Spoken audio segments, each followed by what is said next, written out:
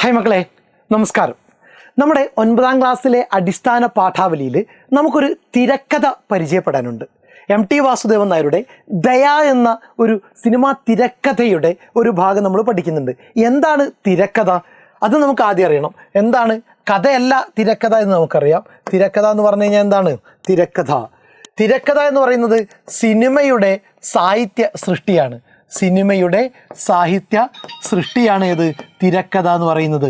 സിനിമയുടെ സാഹിത്യ സൃഷ്ടിയെയാണ് തിരക്കഥ എന്ന് പറയുന്നത്. ഒരു സിനിമ എങ്ങനെയായിരിക്കണം, എന്തായിരിക്കണം സിനിമയിൽ വരേണ്ടത് എന്നൊക്കെ രേഖപ്പെടുത്തുന്നതാണ് ഇത് തിരക്കഥ എന്ന് പറയുന്നത്, അല്ലേ? ഒരു സിനിമ സ്ക്രീനിൽ എന്താണോ കാണേണ്ടത് അത് എഴുതി വെക്കുന്നതിനെ നമുക്ക് എന്ത് പറയാം? തിരക്കഥ എന്ന് പറയാം. ഇവിടെ ഞാൻ തിരക്കഥയെ കൊണ്ടുവരുന്നില്ല, പാഠഭാഗത്തിൻ്റെ ആശയത്തെ എന്ത് ചെയ്യുന്നു? കൊണ്ടുവരുന്നു. നിങ്ങൾ എന്ത് ചെയ്യുക? കൃത്യമായിട്ട് ശ്രദ്ധിക്കുക.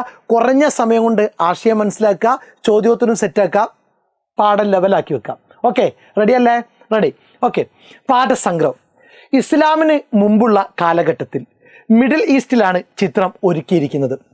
ദയ എന്ന ചടുലവും ബുദ്ധിശക്തിയുമുള്ള അടിമ പെൺകുട്ടിയുടെ സാഹസികതയെക്കുറിച്ചാണ് ഈ ചിത്രത്തിൽ കാണാൻ പറ്റുന്നത്.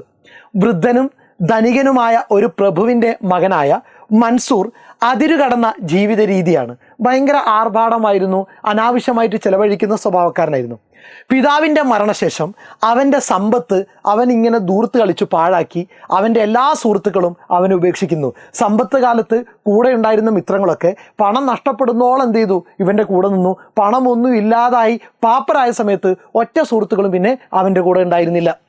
വിശ്വസ്തയായ അടിമ പെൺകുട്ടിയായ ദയ ഒഴികെ. അവളെ അമിത വിലക്ക് അടിമച്ചന്തയിൽ വിൽക്കാൻ അവൾ തന്നെ നിർദ്ദേശിക്കുന്നു.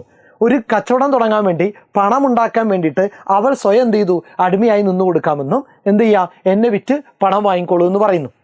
രാജാവിൻ്റെ ദൂതന്മാർ വിൽപ്പന തടസ്സപ്പെടുത്തുകയും ദയയെ കോടതിയിലേക്ക് കൊണ്ടുപോവുകയും അവിടെ അവളുടെ ബുദ്ധിശക്തി പരീക്ഷിക്കുകയും ചെയ്യുന്നു. അവൾ ടെസ്റ്റ് പാസ്സായി സമ്മാനങ്ങൾ കൊണ്ട് മഴ പെയ്യുന്നു.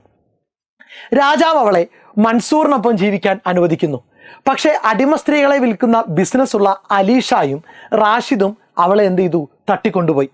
മൻസൂർ തൻ്റെ പുതിയ അയൽവാസിയായ ആമിനയുടെ സഹായത്തോടെ അലീഷായുടെ കോട്ടയിൽ നിന്ന് ദയയെ രക്ഷിക്കാൻ പദ്ധതിയിടുന്നു. എന്നാൽ അന്ന് രാത്രി വൈകി മൻസൂർ എത്തുന്നു. ദയ മറ്റൊരാളെ മൻസൂറാന്ന് തെറ്റിദ്ധരിച്ച് അയാളുടെ കൂടെ പോകുന്നു. അയാളൊരു മോഷ്ടാവായിരുന്നു. മിന്നൽ ജവാൻ എന്ത് ചെയ്തു? അവളെ കൊണ്ടുപോയി. മിന്നൽ ജവാനിൽ നിന്ന് സ്വയം രക്ഷിക്കാൻ അവൾ ഒരു പുരുഷവേഷം ധരിക്കാൻ നിർബന്ധിതനാകുന്നു. ഒരു പുരുഷൻ എന്ന നിലയിൽ അവൾ മറ്റൊരു രാജ്യത്തേക്ക് യാത്ര ചെയ്യുന്നു. അവിടെ രാജാവ് വിശ്വസ്തനായ ഒരു മന്ത്രിയെ അന്വേഷിക്കുന്ന സമയമാണ്. ഒരു പുരുഷന്റെ വേഷത്തിൽ അവൾ ഒരു അമ്പെയ്ത്ത് മത്സരവും വാൾ പോരാട്ടവും ഉൾപ്പെടെ എല്ലാ പ്രയാസകരമായ പരീക്ഷകളും ജയിക്കുന്നു. നമ്മുടെ പാഠഭാഗം.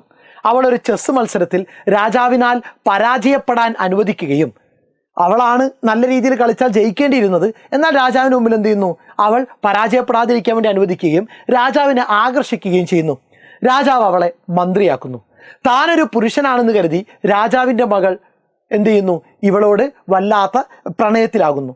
ആമിനയുടെ സഹായത്തോടെ തന്നോട് മോശമായി പെരുമാറിയ എല്ലാവരോടും മന്ത്രി എന്ന നിലയിൽ അവൾ ബുദ്ധിപൂർവ്വം പ്രതികാരം ചെയ്യുന്നു.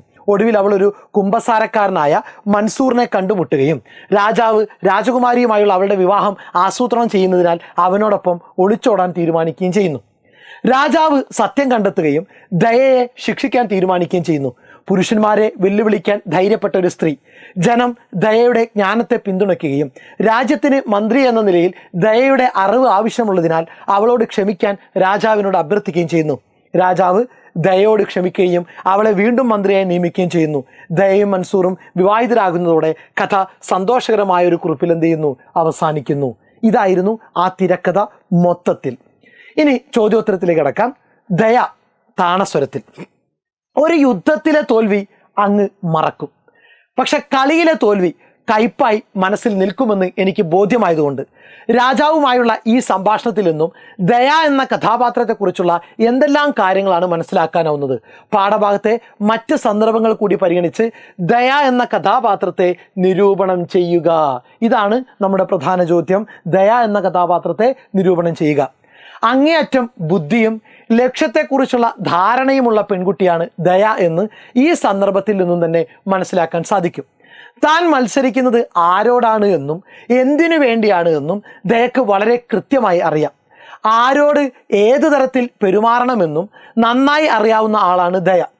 ഒരു യുദ്ധത്തിൽ തോൽക്കുന്നത് രാജാവിൻ്റെ മനസ്സിനെ സാരമായി ബാധിക്കണമെന്നില്ല. എന്നാൽ കളിയിൽ തോൽക്കുക, അതും ബുദ്ധി കൊണ്ടുള്ള കളിയിൽ അടിയറവ് പറയുക എന്നത് രാജാവിൻ്റെ ഹൃദയത്തിൽ ഒരു കയ്പേറിയ ഓർമ്മയാണ് ജനിപ്പിക്കുക. ആ കയ്പേറിയ ഓർമ്മയിൽ രാജാവിനോടൊപ്പം കളിക്കുന്ന തന്നോടുകൂടി ദേഷ്യമാകും. അതുകൊണ്ടാണ് രാജാവിനെ തോൽക്കാൻ അനുവദിക്കാതെയും സ്വയം തോൽക്കാതെയും ദയ സമാസമം എന്ന നിലയിൽ കരുക്കൾ നീക്കിയത്. ദയയുടെ ബുദ്ധി സാമർഥ്യമാണ് ഈ കഥയിലുടനീളം കാണാനാവുക. ഒരാളെ മനസ്സുകൊണ്ടും പ്രവൃത്തി കൊണ്ടും ബുദ്ധി കൊണ്ടും കീഴ്പ്പെടുത്താനുള്ള കലാവൈഭവം ദയക്കുണ്ട്. ഓക്കെ, നോക്കുക അടുത്ത ചോദ്യം. ബുദ്ധിശക്തിയിലും സാമർഥ്യത്തിലും ഭരണ നൈപുണിയിലും ലിംഗവ്യത്യാസമില്ലെന്ന് ദയയിലൂടെ മനസ്സിലാക്കിയല്ലോ. പിന്നെ എന്തുകൊണ്ടാണ് അവൾക്ക് വേഷപ്പകർച്ച നടത്തേണ്ടി വന്നത്? ഇക്കാലത്തായിരുന്നെങ്കിൽ സ്വന്തം കഴിവുകൾ പ്രകടിപ്പിക്കാൻ ദയക്ക് വേഷം മാറേണ്ടി വരുമായിരുന്നോ? വിമർശനാത്മകമായി പരിശോധിക്കുക. താനൊരു സ്ത്രീ ആയി ചെന്നാൽ തനിക്ക് അവസരങ്ങൾ പലതും നഷ്ടമാകുകയും തൻ്റെ കഴിവുകൾ പ്രദർശിപ്പിക്കാനുള്ള അവസരം ലഭ്യമാകുകയുമില്ല. അതുകൊണ്ടാണ് ദയ വേഷപ്പകർച്ച നടത്തി മത്സരങ്ങളിലും മറ്റും പങ്കെടുത്തത്. ഒരു കാലഘട്ടത്തെ ഒരു പ്രത്യേക സംസ്കാരത്തെ കൂടി പ്രതിനിധീകരിക്കുന്ന സിനിമയാണ് ദയ. ആ കാലഘട്ടത്തിൽ സ്ത്രീകൾ ആരും പുറത്തിറങ്ങി ആയുധവിദ്യകളൊന്നും പ്രദർശിപ്പിക്കുകയോ തൻ്റെ കഴിവുകൾ തെളിയിക്കാൻ വേദികൾ തിരയുകയോ ചെയ്തിരുന്നില്ല. എന്നാൽ ഒതുങ്ങിക്കൂടുന്ന ഒരു സാധാരണ പെൺകുട്ടി ആയിരുന്നില്ല ദയ.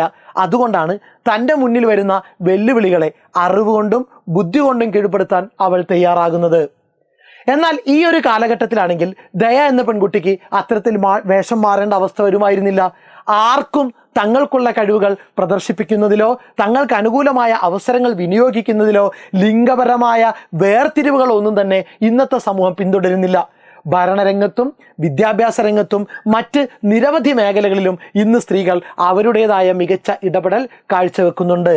നോക്കുക, താനൊരു സ്ത്രീയായി ചെന്നാൽ തനിക്ക് അവസരങ്ങൾ പലതും നഷ്ടമാകുകയും തൻ്റെ കഴിവുകൾ പ്രദർശിപ്പിക്കാനുള്ള അവസരം ലഭ്യമാകുകയുമില്ല.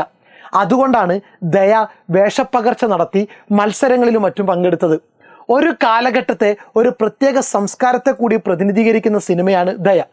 ആ കാലഘട്ടത്തിൽ സ്ത്രീകൾ ആരും പുറത്തിറങ്ങി ആയുധവിദ്യകൾ ഒന്നും പ്രദർശിപ്പിക്കുകയോ തൻ്റെ കഴിവുകൾ തെളിയിക്കാൻ വേദികൾ തിരയുകയോ ചെയ്തിരുന്നില്ല. എന്നാൽ ഒതുങ്ങിക്കൂടുന്ന ഒരു സാധാരണ പെൺകുട്ടി ആയിരുന്നില്ല ദയ.